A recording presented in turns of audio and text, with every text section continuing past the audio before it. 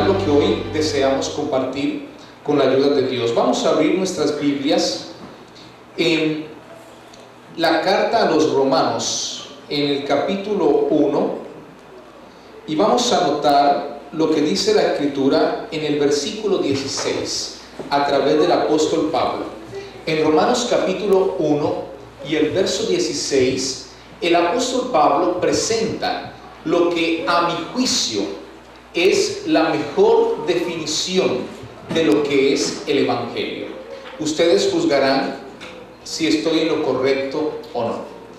Romanos capítulo 1, versículo 16 reza de la siguiente manera: porque no me avergüenzo del Evangelio, dice el apóstol Pablo, porque es que poder ¿de quién?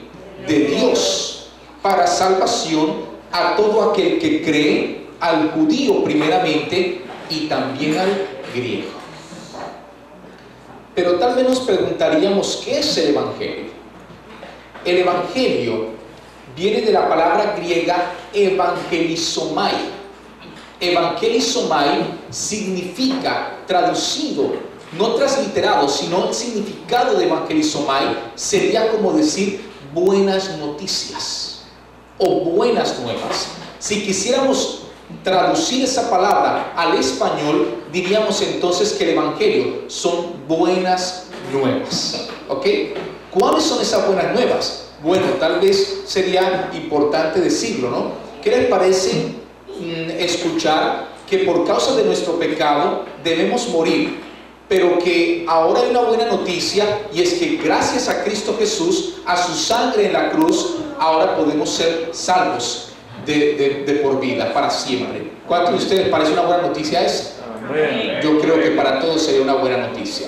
Muy bien, pues hoy vamos a mirar un poco lo que es el Evangelio, pero desde una perspectiva un poco diferente a todo lo que hemos escuchado tal vez hasta ahora. ¿En qué sentido? Vamos a mirarlo de la siguiente manera, como el apóstol Pablo lo presenta aquí en Romanos capítulo 1 y versículo 16. Y yo quiero que ustedes me permitan nuevamente leer el versículo para mirar lo que la Escritura está diciendo aquí. Dice, versículo 16: porque no me avergüenzo del Evangelio, porque el apóstol Pablo dice, es que poder de Dios. Ahora, esto significa que podríamos decir que el Evangelio es igual a ¿qué? Al poder de Dios. ¿Estamos o no de acuerdo? ¿Ok? Si la Escritura dice que el Evangelio es poder de Dios, yo podría decir que el Evangelio es igual a ¿qué? Al poder de Dios. Pero ¿dónde radica el poder de Dios? Según el libro de Hechos, por favor no perdamos Romanos. Según el libro de Hechos, en el capítulo 20, la Escritura nos presenta lo que es el poder de Dios. Notemos lo que dice aquí en Hechos capítulo 20 y el versículo 32. Dice de la siguiente manera: y ahora, hermanos, os encomiendo a Dios y a la palabra de su gracia, que tiene poder. ¿Dónde radica el poder de Dios según este pasaje? Muy bien, ¿en qué? En la palabra ¿de quién? De Dios. Notemos entonces hasta aquí que lo que el apóstol Pablo está diciendo, ¿dónde? En Romanos 1:16, al decir que el Evangelio es ¿qué? Es el poder de Dios. Y sabiendo nosotros que el poder de Dios radica en ¿dónde? En su palabra, nosotros podríamos entender esto que el apóstol Pablo está diciendo como una fórmula matemática. ¿Qué les parece si recordamos por un momento el álgebra en el bachillerato? Cuando nosotros escuchábamos decir a nuestros profesores que si A es igual a B y B es igual a C, entonces A es igual a ¿qué? A C. Nosotros podríamos decir lo mismo de la fórmula que está presentando el apóstol Pablo, o la Biblia en este caso, al decir que si el Evangelio es igual a ¿quién? Al poder de Dios, y el poder de Dios es igual a la palabra de Dios, entonces el Evangelio es igual a la palabra de Dios. ¿Cuántos están conmigo hasta aquí? Y ustedes dirán, ¿y para qué es importante esto? Es importante cuando nosotros entendemos en Juan capítulo 1 y el versículo 1 que ¿quién es la palabra? Jesús, ¿verdad? ¿Qué dice Juan 1.1? Creo que sería buena idea que miremos. Vamos a mirar a Juan 1.1 para que notemos lo que dice la escritura allí. Juan capítulo 1 y el versículo 1 dice de la siguiente manera. Notemos lo que dice allí. Juan capítulo 1 verso 1. En el principio era el verbo, dice mi versión, pero la palabra griega allí es logos. Logos significa primeramente palabra y en segundo sentido verbo. Así que yo voy a preferir leer logos como ¿qué? Como palabra, ¿ok? Ahora noten lo que dice acá. En el principio era la palabra y la palabra era ¿con quién? Con Dios. Estoy parafraseando, ¿verdad? Y la palabra era ¿quién? Dios. ¿Quién era esa palabra? Notemos el versículo 14. Dice acá, en el mismo capítulo 1, verso 14. Y aquella palabra fue hecha ¿qué? Carne. Y habitó entre nosotros y vimos su gloria, gloria como del unigénito del Padre, lleno de gracia y de verdad. Pregunta, ¿quién entonces es la palabra? Jesús. Cristo Jesús es la palabra, ¿verdad? Por lo tanto, al decir que el Evangelio es igual al poder de Dios y que el poder de Dios es igual a la palabra y por lo tanto, en consecuencia, el Evangelio es igual a la palabra de Dios, estamos diciendo que el Evangelio es Cristo Jesús. Amén. En otras palabras, estamos diciendo que el Evangelio es un ser y no textos. ¿Están conmigo?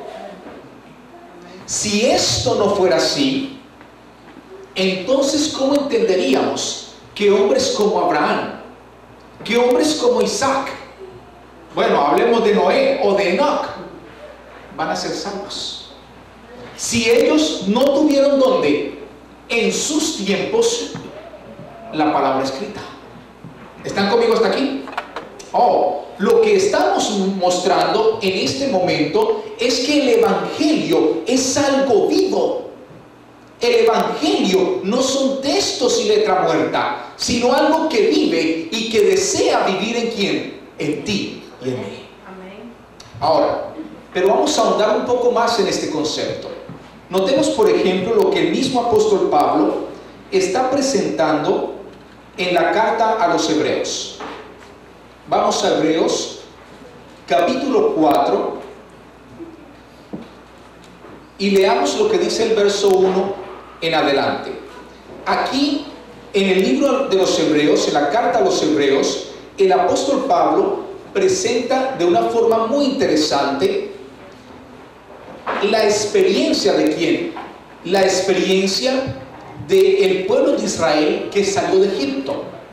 Y hablando de este pueblo, del pueblo de Israel que salió de Egipto, de mano de Moisés, dice en el versículo 1, capítulo 4, versículo 1: temamos pues, no sea que permaneciendo aún la promesa de entrar en su reposo, alguno de vosotros parezca no haberlo alcanzado. Porque también a nosotros se nos ha anunciado ¿qué? La buena nueva. ¿Pero qué dijimos que significaba buena nueva? Evangelio. El Evangelio. Noten que entonces el apóstol Pablo está diciendo categóricamente que a los israelitas que salieron ¿de dónde? De Egipto, de mano de Moisés, se les presentó el Evangelio. Y nosotros podríamos decir, pero ¿de qué manera se les presentó el Evangelio a quién? A los israelitas que salieron de Egipto. El apóstol Pablo sigue mostrando evidencias de ello en Primera de Corintios. En Primera de Corintios, nosotros encontramos en el capítulo 10 que Dios bautizó ¿a quién? A todo el pueblo en el Mar Rojo. Notemos lo que dice aquí en 1 Corintios capítulo 10 y el versículo 1 y 2. 1 Corintios capítulo 10, verso 1 y 2. Dice de la siguiente manera: porque no quiero, hermanos, que ignoréis que nuestros padres estuvieron bajo la nube y todos pasaron ¿qué? El mar. ¿A quién se estará refiriendo, verdad? Obviamente a quiénes, a los israelitas que salieron ¿de dónde? De Egipto, de mano de Moisés. Y dice: y todos en Moisés fueron bautizados en la nube y en el mar. No sé ustedes, queridos hermanos, pero muchas veces yo me pregunté, ¿cómo puede Dios haber bautizado al pueblo de Israel en el mar? ¿Cómo lo hizo?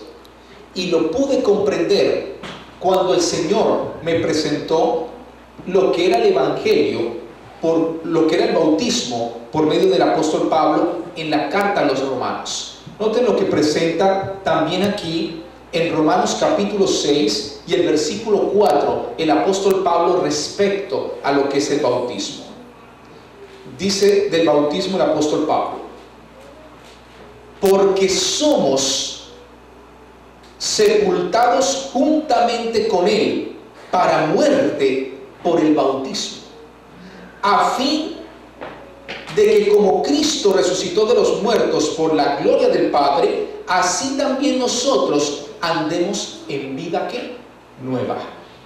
Según lo que el apóstol Pablo explica de qué es el bautismo, nosotros podemos inferir en primera instancia que el bautismo es un entierro. ¿Por qué? Porque el apóstol Pablo dice que nosotros somos ¿qué? Sepultados con Cristo a través de ¿qué? Del bautismo. Entonces, siendo que ¿qué? Que el bautismo es un entierro que tiene el propósito de ¿qué? De darme vida, así como ¿qué? Como cuando yo tomo la semilla, por ejemplo, de frijol, y esa semilla la entierro, ¿qué va a dar como resultado? Una nueva ¿qué? Una nueva vida, una planta. De igual manera, el bautismo pretende ¿qué? Sepultarnos para que podamos volver a nacer para el reino de los cielos. Y quiero mostrarles de qué manera la Escritura nos presenta que Dios realmente bautizó ¿a quién? Al pueblo de Israel allá en el desierto. Para ello, yo quiero que recordemos juntos lo que pasó. Cuando Dios sacó al pueblo de Israel del desierto, de Egipto, lo primero que hizo fue guiarlos ¿hacia dónde? Hacia el mar, es decir, el Mar Rojo. Pero el asunto aquí es que el camino del Mar Rojo era un camino humanamente sin salida. Había en cambio un camino aparte del Mar Rojo, que era el camino de Filistea. Es decir, Dios podía haber llevado al pueblo de Israel desde Egipto hasta Canaán por medio del camino que hoy conocemos como la Franja de Gaza. ¿Ok? La parte donde hoy los palestinos se encuentran ubicados.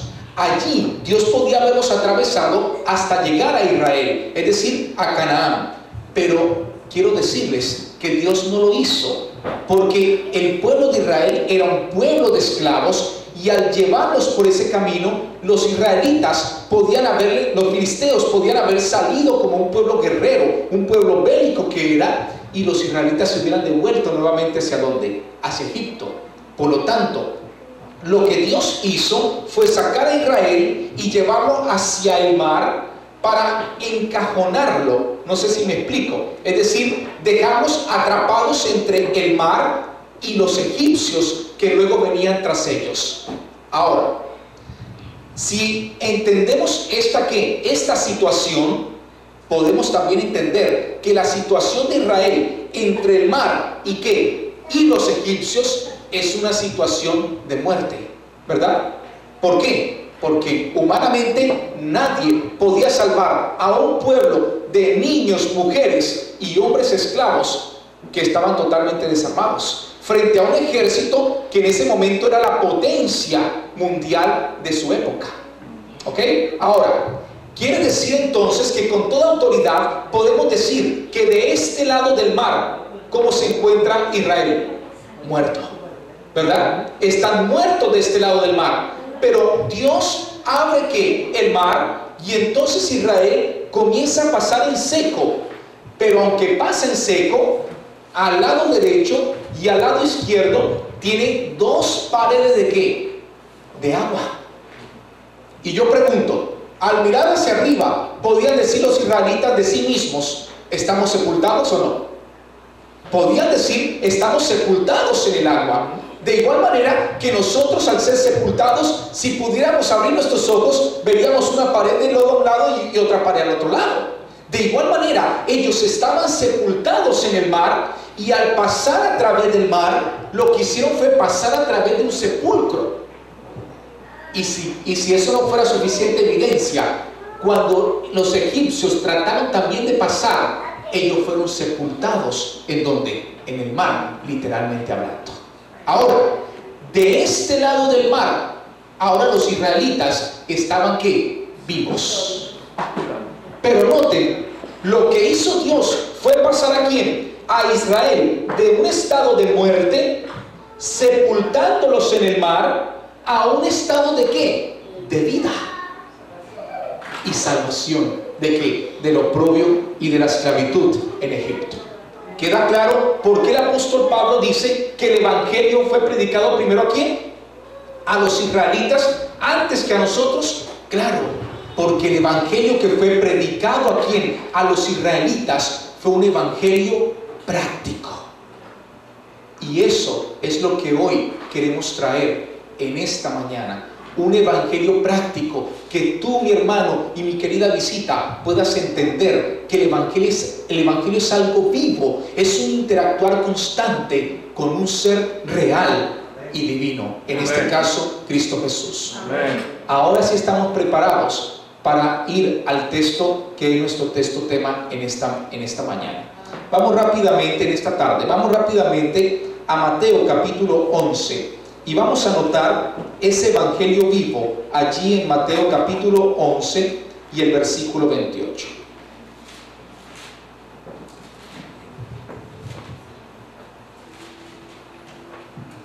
Y me dispensan que fui un poco rápido, pero es para que me rinda el tiempo. Ya se nos ha ido casi media hora. Notemos lo que dice. En Mateo 11, 28, la escritura dice: venid a mí todos los que estáis trabajados y cargados, y yo os haré descansar. Este versículo, para mí, en mi criterio, es de los versículos más hermosos que yo he escuchado y he leído en la escritura. Y quiero compartir mi experiencia respecto de este versículo. La primera vez que lo escuché, yo le dije al Señor: Señor, he aquí uno de los que está cargado y trabajado, y que desea, Señor, hallar descanso en ti. Amén. Pero quiero decirles, por mucho tiempo este versículo fue ambiguo para mí. ¿Por qué? Por lo que dice el siguiente versículo. Noten lo que dice el versículo 29. Lleva mi yugo, ¿qué? Sobre vosotros. ¿Qué? Vuelvo a leer de nuevo el versículo. Noten lo que dice. Versículo 28 y 29. Venid a mí todos los que estáis trabajados y cargados, y yo os haré descansar. Y entonces yo le dije: Señor, yo soy de estos que están cargados y trabajados. Y el Señor me dijo: ok, ven, lleva mi yugo sobre ti. ¿Cómo? No lo comprendo. No comprendo cómo tú quieres, Señor, hacerme descansar poniendo sobre mí un yugo. Y tal vez voy a explicar un poco qué es un yugo para que la comprensión de lo que estoy diciendo sea más clara. Un yugo, según el diccionario Larousse, es un tronco. Tal vez es más conocido un palo, ¿verdad? Un tronco o un palo que se pone de forma horizontal sobre la nuca de los bueyes. ¿Para qué? Para que los dos animales ya puedan hacer su fuerza, ¿qué? Unánime, y puedan alar el arado para poder cultivar y aflojar la tierra. ¿Ok? Eso es lo que dice el diccionario. Ahora, por eso es que cuando el Señor dice en su palabra, mira, todos los que estén cargados y trabajados, vengan a mí, yo les haré descansar. Pero cuando tú acudes al llamado, el Señor te dice, baja tu ¿qué? Tu nuca, te voy a poner ¿qué? Un yugo. ¿Es eso lógico? Yo pregunto, ¿es eso lógico? ¿No es lógico? Y por eso yo estaba confundido. Y digo estaba, porque hace 10 años Dios me permitió entender este pasaje. Y eso es lo que quiero compartir con ustedes esta tarde. Noten lo siguiente. Quiero compartir cómo fue que yo pude comprender este pasaje. Para ello, quiero contarles una experiencia de hace 10 años. Hace 10 años, pastor, era director de un instituto misionero llamado Betel en Colombia. En ese lugar se encontraba una serie de ¿qué? De fincas alrededor. De hecho, la institución era una finca de 44 hectáreas. Pero había una más que era de la alcaldía, es decir, del gobierno. Ese lugar se llamaba, o se llama todavía, no lo sé, Puesto Monta. Yo venía de una reunión en el vehículo de la institución cuando a mi derecha, a lo lejos, vi unos animales que a mi parecer eran bueyes. La verdad, yo nunca había visto un buey en vivo y en directo. Y entonces, cuando yo pensé que estaba viendo los bueyes, me emocioné. ¿Y qué hice? Metí el carro en esa finca, sin permiso. No le pedí permiso a nadie, estaba abierta la puerta y yo metí el carro. ¿Y qué hice? Me bajé apresurado, como quien tenía mucha prisa, y me acerqué al arriero que se encontraba allí ordeñando un animal. Y le pregunté al arriero, un poco agitado, disculpe, ¿estos son bueyes? Y él me dijo, no. Y yo me puse triste. Pero entonces le dije, pero estos no son vacas. Y él me dijo, no son vacas, son búfalos. Me volvió otra vez la alegría, porque tampoco conocía a los búfalos.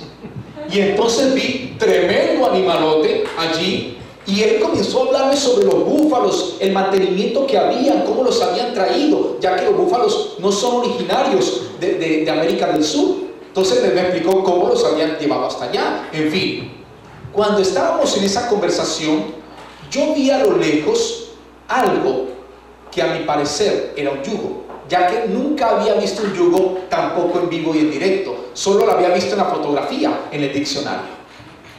Y le dije, disculpe señor, ¿eso es un yugo? Y él me dijo, sí, es un yugo y también el que está allá. Y yo le dije en ese momento, oh Señor, hoy voy a comprender Mateo 11, 28 y 29. Hoy tú me vas a revelar lo que significa ese pasaje, porque yo quiero vivir ese pasaje. ¿Qué pasó?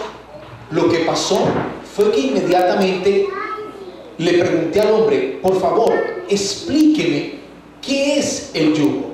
Pero quiero decirles, lo que yo hice allí fue hacerme ignorante. Porque le pregunté como alguien que no sabe nada de qué, del yugo, como alguien que ni siquiera conoce la definición del diccionario. Y entonces el hombre comenzó su relato de esta manera. El yugo, como te das cuenta, es un palo o un tronco que se pone de manera horizontal sobre la nuca de los bueyes, de dos bueyes o de dos búfalos, con el propósito de que el yugo los une, hace de los dos animales uno. ¿En qué sentido? En el sentido de la fuerza que van a ejercer sobre ¿qué? Sobre el arado para aflojar la tierra y poder sembrar. Y yo dije, hasta allí yo sabía. Pero seguí ¿qué? callado, porque yo dije, Señor, debe haber algo más que yo no sé. Y por eso decido hacerme ignorante delante de ti, Señor, y esperar a que tú me expliques tu palabra. Inmediatamente seguí callado para ver si el hombre decía algo más. Y así fue. El hombre dijo algo más. Y fue lo siguiente. Me dijo, por ejemplo, ¿ves aquel búfalo allá? Me señaló un búfalo grande, fuerte, era bastante corpulento. Y me dijo, ese búfalo es un búfalo experimentado en el arado. Es tan experimentado que cuando yo le pongo el arado, no necesito sino ir al lado de él. Y él camina solo. Solo comienza a arar. Es más, cuando llega al final del terreno, da la vuelta con arado y todo y se devuelve. Y yo, wow, ¿así la cosa? Sí. Es un animal experimentado en el arado. Wow. Pero luego me mostró un búfalo más pequeño. Y yo vi ese búfalo más pequeño del otro lado, más joven. Y me dijo, ese búfalo que tú ves allá es un búfalo joven que no es experimentado en el arado. Precisamente lleva una semana con el yugo puesto. Y yo le dije, ¿y por qué está lleno de sangre aquí en la nuca? Y me dijo, esa sangre se la sacó el yugo. ¿Por qué? Me explicó. Pastor, por favor, lo necesito aquí adelante para que me ayude a ilustrar esto. Le presento al búfalo joven. ¿Ok? Por favor, acá a este lado. Lo que él me dijo fue lo siguiente. Este búfalo joven no quiere ¿qué? No quiere llevar el yugo. Él quiere es estar pastando o estar detrás de las búfalas, pero no quiere nada con el yugo y con el arado. Así que ¿qué pasa? Nota lo que ha pasado. Cuando yo le pongo, ok, gracias. Cuando en mi brazo va a ser el yugo, ok. Cuando el yugo es puesto sobre ambos animales, siempre se pone el yugo sobre un búfalo adulto y uno experimentado y otro no experimentado, para que el joven aprenda del viejo. Ahora, en este caso, cuando el animal adulto decide que hay que empezar a dar y mueve su pie, el joven no lo hace. Pero ¿qué sucede? El yugo lo obliga y avanza por causa de ¿qué? Del yugo. Cuando el búfalo adulto dice, vamos a la derecha, él va para la izquierda y nuevamente sufre. ¿Se dieron cuenta cómo sufre? Ok. Gracias, pastor. Gracias, pastor. Ok. Y de esa misma manera, él sufre. ¿Por qué? Porque él quiere hacer ¿qué? Su voluntad, pero no puede porque es dominado ¿por qué? Por el búfalo adulto a causa del yugo. En ese momento, pastor, yo entendí este pasaje. Yo entendí que Cristo Jesús es el búfalo adulto, experimentado en quebranto, y que yo era el búfalo joven, y que yo como búfalo joven había aceptado su yugo. ¿Cuál es ese yugo? El bautismo.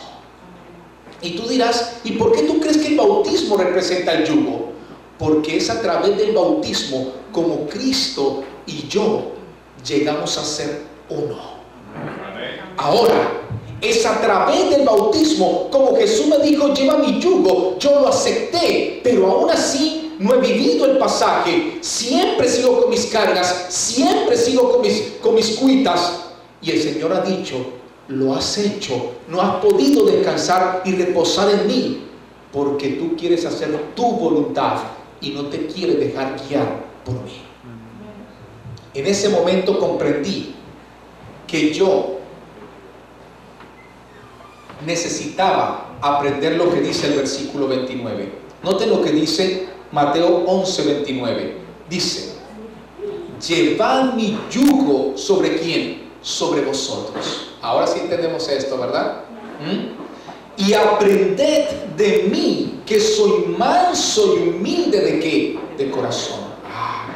No solamente la Escritura presenta una promesa de descanso y de reposo del Señor, sino que también el yugo que Dios desea poner en mi vida tiene como propósito el que yo aprenda la humildad y la mansedumbre. Pero yo quiero explicar algo más, y es que la humildad no es lo que muchos pensamos. Muchos creemos que la humildad es un ¿qué? Un estado o una condición. Es decir, muchos creemos cuando vemos a una persona tal vez muy flemática, ¿verdad? O muy melancólica, digo, oh, pero qué humilde. Pero la Escritura dice que muchos tienen apariencia ¿de qué? De ovejas, en Mateo 7:15, pero por dentro son ¿qué? Lobos rapaces. Noten, ¿por qué Dios nombra a la oveja? Porque la oveja es un animal ¿qué? Humilde, manso. Y yo quiero presentar en qué sentido la oveja es un animal humilde y manso, para que podamos entender el verdadero concepto de lo que es la humildad, por lo menos bíblicamente hablando. ¿Cuántos de ustedes han visto una oveja en vivo y en directo? Veo que varios de ustedes. Así que para aquellos que no levantaron la mano, que no la han visto, quiero relatar lo siguiente. Yo no había visto una oveja nunca en mi vida. Lo vine a ver apenas, bueno, dirán ustedes eso hace tiempo, pero tenía como unos 27 años. Es decir, hace 14 años. Y quiero decirles que cuando la vi un animalito que sabía que iba a ser sacrificado y no puso resistencia. Wow. ¿Cuántos han visto matar un cerdo? ¿Ese se entrega? Vaya, agárrelo. ¿Ah? Aparte de la bulla que hace, ¿cuántos han visto sacrificar una vaca, un toro? ¿Se entrega? No. He visto 6 hombres tratando de llevar una vaca al matadero, torturándola para poder llevarla. Quiero decirles, ningún tipo de animal de lo que yo haya visto antes se entrega para ser sacrificado, pero la oveja lo hace, se entrega. Y quiero decirles, la oveja que tuve en mis brazos, que se iba a entregar, lo único que hizo extraordinario fue llorar. Y con una lágrima impresionante, que yo dije dentro de mí, sabe que va a ser sacrificada, y aún así no pone resistencia, se entrega. ¿Para qué? Para que el trasquilador, para que aquel que es su verdugo haga con ella lo que quiera. Pues yo quiero decirles que eso es humildad. Humildad es disposición. La verdadera humildad es disponer mi vida para que Dios haga con ella lo que Él crea bien. Y eso es lo que ¿qué? Lo que hace ¿quién? El búfalo joven con el búfalo adulto. El búfalo joven lucha contra el yugo, pero el yugo lo domina hasta que finalmente el búfalo joven comprende o aprende que ¿qué? Que si no entrega su voluntad ¿a quién? Al búfalo adulto que que lo está dominando por medio del yugo, entonces nunca podrá hallar ¿qué? Descanso para su alma. ¿Vamos bien hasta aquí? Ahora, la pregunta es ¿cómo podemos aprender eso? Miremos lo que sigue diciendo acá. Versículo 29. Llevad mi yugo sobre vosotros y aprended de mí, que soy manso y humilde de corazón. Y ya sabemos cuál es la humildad de Jesús, ¿verdad? Vamos a poner un ejemplo bíblico de la humildad de Jesús. Recordemos las palabras magistrales de Jesús en el Getsemaní. Padre, si es posible, pasa de mí esta copa. ¿Qué quería Jesús? ¿Jesús quería ir al sacrificio? Pregunta, ¿la oveja quiere ir al sacrificio? Ah, sí, mire, yo vengo aquí para que usted me quite la vida. No confundamos la disposición con el deseo propio. No, el deseo de Jesús no era ir al Calvario. Su naturaleza humana rehuía al Calvario. Pero Jesús dijo, humilde y mansamente, pero que no se haga mi voluntad, sino que la tuya. Eso es humildad. Jesús estaba dispuesto ¿a qué? A hacer la voluntad del Padre, aun cuando la suya no fuera esa. Eso es lo que aprende ¿quién? El búfalo joven. El búfalo joven aprende ¿a qué? A disponerse ahí donde tú me guíes. ¿Dónde quieres que vayamos? Búfalo adulto. Ah, mira, vamos a la derecha, para allá vamos. Vamos a la izquierda, para allá vamos. Y quiero hacer un pequeño paréntesis para decir, si tú, querido hermano o querida visita que me escuchas, tú quieres también ser ese búfalo joven y quieres aceptar el yugo de Cristo a través del bautismo, dile al Señor: Señor, yo quiero estudiar, pero dile al Señor: dime qué estudio. Dile al Señor, cuando Él te diga vas a estudiar, ahora dile dónde. Y cuando Él te diga dónde, pregúntale ¿cuándo? ¿Sí me hago entender? Y el Señor te va a revelar a cada paso lo que tú necesitas hacer en tu vida. De igual manera con tu trabajo. ¿Tú quieres trabajo? Dile al Señor: Señor, yo quiero trabajar. ¿El Señor quiere que trabajemos o no? Claro que sí. Pero dile al Señor: ¿qué trabajo debo hacer? ¿En qué trabajo te puedo glorificar? Y el Señor te lo va a revelar. ¿Dónde debo trabajar? El Señor te lo va a revelar. ¿Qué debo hacer? Y el Señor te lo va a revelar. Cierro el paréntesis para continuar diciendo, versículo 30: porque mi yugo es fácil y ligera mi carga. ¿Cuántos de ustedes han experimentado el cargar algo muy pesado y que alguien venga y te diga: ven, te ayudo? ¿Es más ligera la carga o no? Llevar el yugo entre dos es muy fácil. Es mucho más liviano que llevar las cargas solo. ¿Qué indica esto, querida visita, querido amigo y también hermano que me escuchas?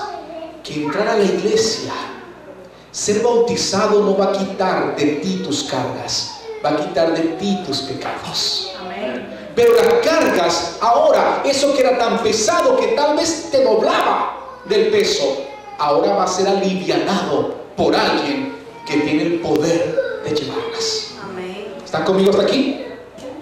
Pero no me puedo ir esta tarde, ustedes no me lo perdonarían, sin mostrarles cómo poder entrar en esta experiencia. ¿Alguno de ustedes quiere saber cómo entrar en la experiencia del reposo o del descanso en Cristo? Amén. Ok, si eso es así, yo quiero analizar en el tiempo que me queda el versículo 25 de Mateo 11, porque allí está la clave. En Mateo 11, 25 está la clave de poder entrar en el reposo que Jesús nos está ofreciendo en Mateo 11, 28. Vamos rápidamente al versículo 25 y notemos lo que dice ahí. Mateo 11, 25. En aquel tiempo, dice la Escritura, respondiendo Jesús dijo, noten lo que Jesús dice: te alabo, Padre, Señor del cielo y de la tierra, porque escondiste estas cosas de los sabios y de los entendidos. ¿Quiénes son los sabios y los entendidos? Hoy diríamos en nuestra época, los intelectuales, ¿verdad? Los hombres de letras.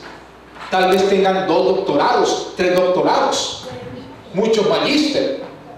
Esos serían nuestros sabios en este tiempo. Pero la pregunta mía es: ¿por qué Dios escondió esto a los sabios y a este tipo de personas? Ahora yo pregunto, ¿qué tipo de personas llenan las iglesias? ¿Los doctores? ¿Los astrónomos? No. El gran porcentaje de las iglesias está lleno de personas sencillas, desde todo tipo de vista. Ahora, ¿por qué? ¿Por qué la Escritura fue ocultada a los sabios y a los entendidos? La razón es porque la comprensión de la palabra de Dios no depende de qué, del intelecto. Entonces, ¿de qué? Ya ustedes van a ver la respuesta. Ahí mismo dice, vuelvo y leo: te alabo, Padre, Señor del cielo y de la tierra, porque escondiste estas cosas a los sabios y de los entendidos. ¿Y qué hiciste? Las revelaste ¿a quién? a los niños. Noten que la Escritura está presentando que la comprensión de la palabra de Dios no es un asunto de intelecto, sino de revelación. Qué interesante esto. Qué interesante que Dios haya supeditado la comprensión de su palabra a la revelación de ella o de la misma por medio de Cristo Jesús. Noten por qué digo esto. Sin perder aquí Mateo 11, 28, por favor vayamos rápidamente a Romanos y noten lo que la Escritura presenta allí en Romanos capítulo 1. ¿Recuerdan que leímos el versículo 26? Romanos capítulo 1, versículo 16. Vamos a leer el 16 para recordarlo, porque ustedes dirán, pero comenzamos hablando del Evangelio y terminamos en esto. Se van a dar cuenta que el reposo en Cristo Jesús es el Evangelio vivo. Note por qué. Romanos capítulo 1, versículo 16. Porque no me avergüenzo del Evangelio, porque es poder de Dios. ¿Para qué? Para salvación a todo aquel que cree, al judío primeramente y también al griego. Ya entendemos ese pasaje, ¿verdad? Ahora noten el siguiente. Porque en el Evangelio, es decir, en las buenas nuevas o en Cristo podríamos decir, ¿quién es el Evangelio? Cristo, así que podría parafrasear Cristo. Porque en Cristo la justicia ¿de quién? De Dios. ¿Qué sucede? Se investiga. ¿Se investiga? No, se revela.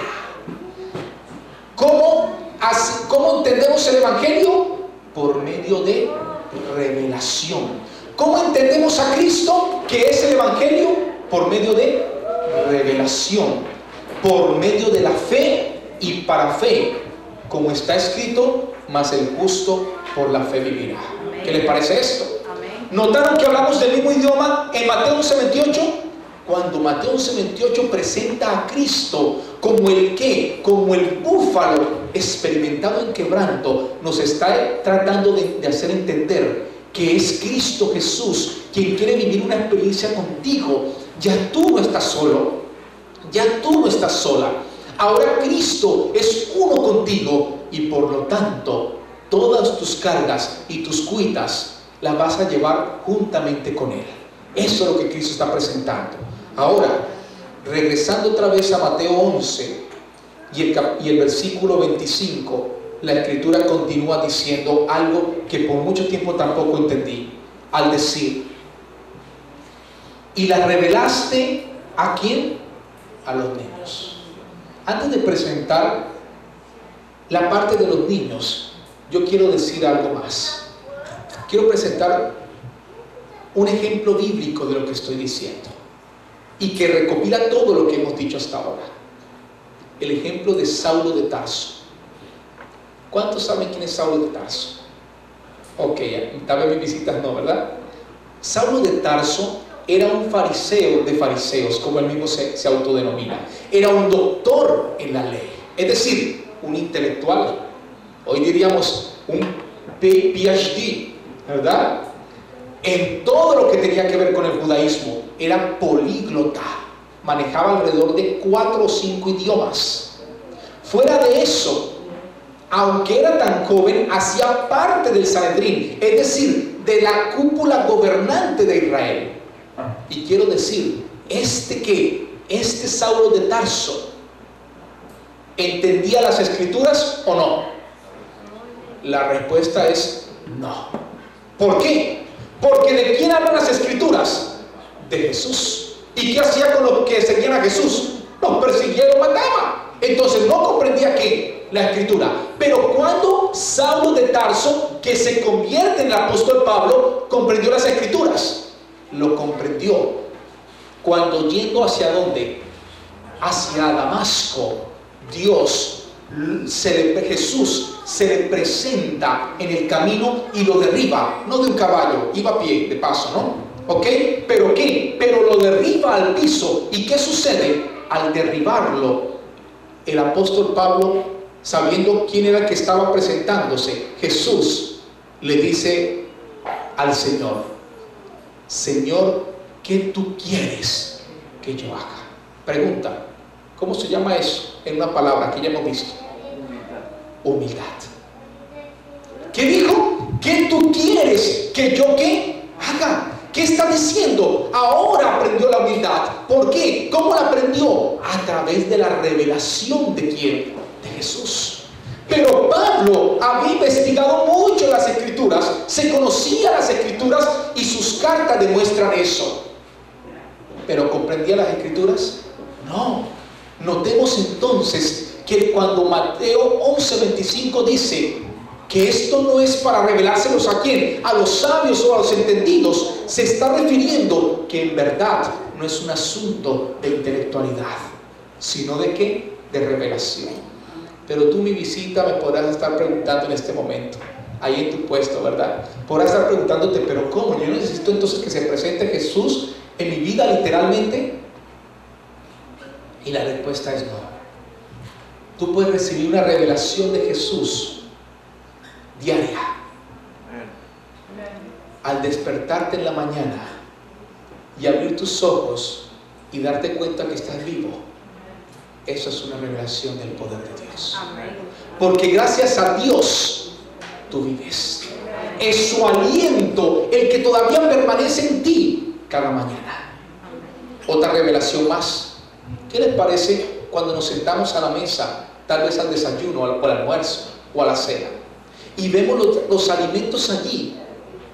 Eso, el ver los alimentos en ese lugar, es una revelación del poder de Dios. ¿Por qué? Tú dirás, no, eso no es una revelación del poder de Dios, porque mi marido trabaja y yo trabajo también. ¿Para qué? Para que haya alimento aquí. Quiero decirte, eso es falso.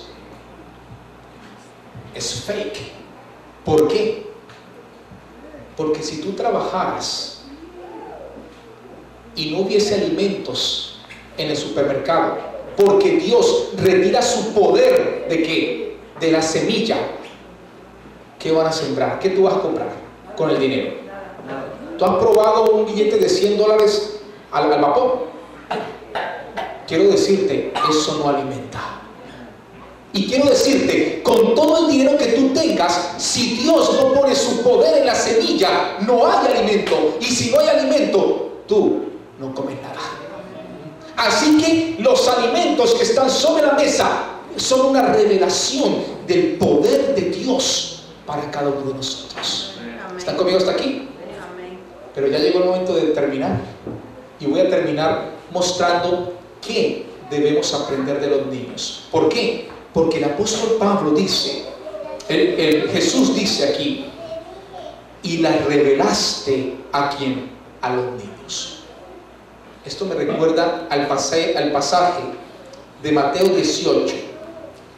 Vamos rápidamente a Mateo 18 y miremos lo que dice el versículo 1. Dice así: en aquel tiempo los discípulos vinieron a Jesús diciendo, ¿quién es el mayor en el reino de los cielos? Y llamando Jesús a un niño, lo puso en medio de ellos. Y dijo, de cierto os digo, que si no os volvéis y os hacéis como ¿qué? Como niños, no entraréis en el reino de los cielos. ¿Qué está diciendo Jesús allí?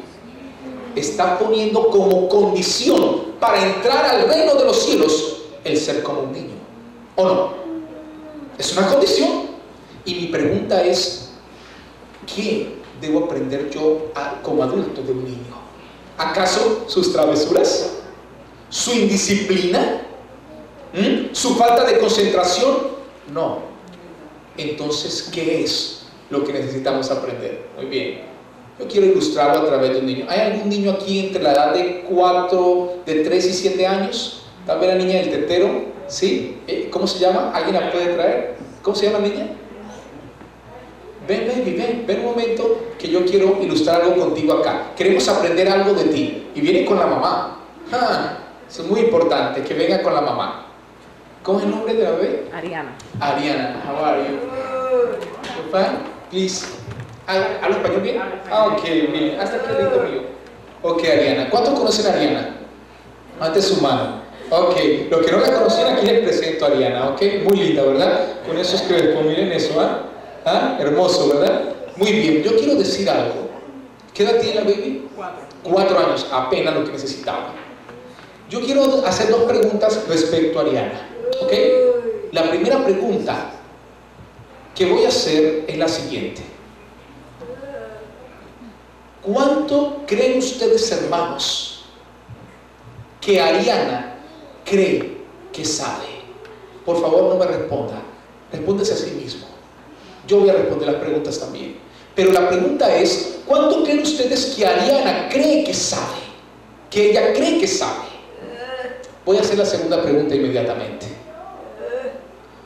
¿Cuánto creen ustedes, hermanos, que Ariana cree que ella puede?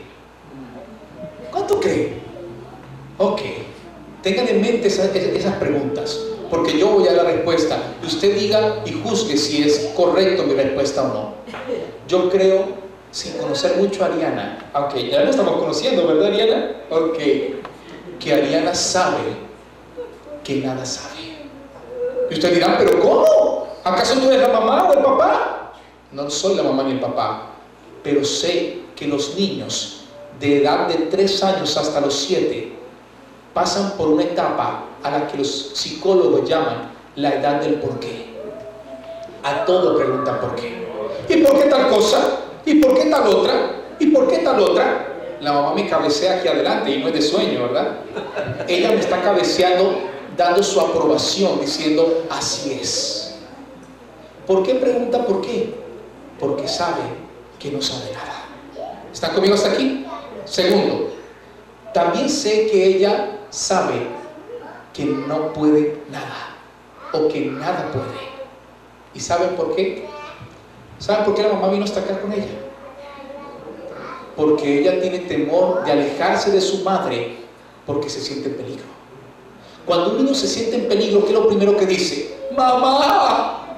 ¡Oh, papá! ¿Por qué? Porque sabe que nada puede. ¿Qué debemos aprender entonces de los niños? Yo les voy a decir que debemos aprender de ellos. Que nada sabemos y nada podemos sin Cristo Jesús. Nuestro problema, hermanos, es que nosotros creemos que sabemos. Nosotros creemos que podemos. Yo sé Apocalipsis. Yo sé santuario. Doy conferencias allí y allá. Pero ¿qué dice el Señor? No sabes nada. Y lo único que tú tienes que aprender es a depender de mí. Porque sin mí, ¿cuánto, hermanos? Nada podéis hacer. Hermanos, termino en esta tarde diciendo lo siguiente. Lo que nosotros necesitamos aprender es: nada sabemos, nada podemos.